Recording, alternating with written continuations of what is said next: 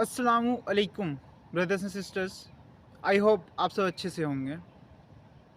ये न्यूज़ है दिल्ली के मेहरौली की, जहाँ पे एक बहुत ही पुरानी मस्जिद अखौंजी को गिरा दिया गया।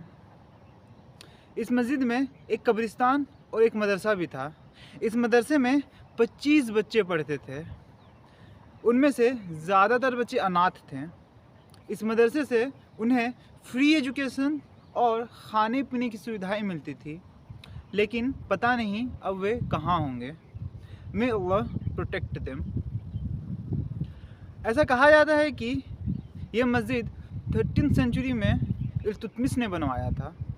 ये 794 से 800 साल पुरानी मस्जिद थी। इल्तुतमिश दिल्ली सल्तनत के 3rd रूलर थे।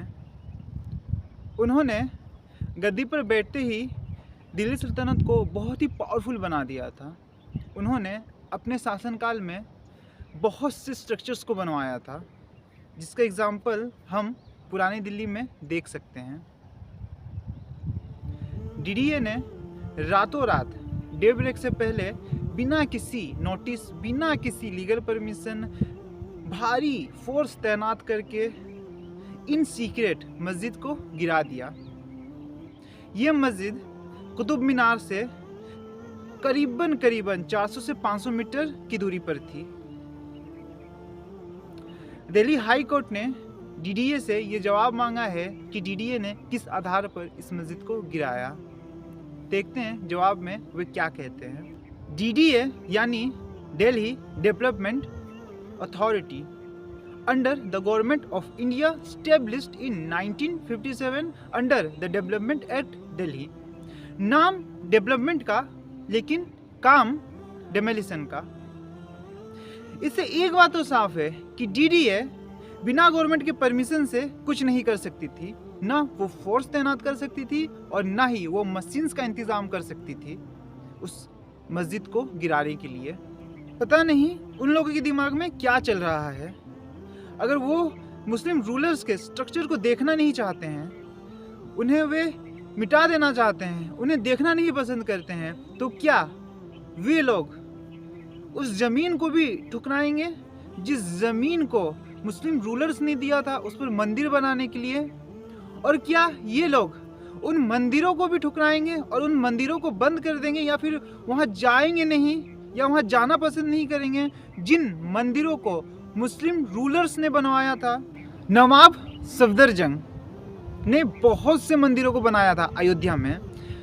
मैंने एक एग्जांपल इसलिए दिया क्योंकि हिंदुइज्म के जितने भी एक्सट्रीम माइंड वाले लोग हैं, वे लोग ज़रूर मुझसे पूछेंगे कि भाई किस मुस्लिम रूलर ने मंदिर बनवाई थी।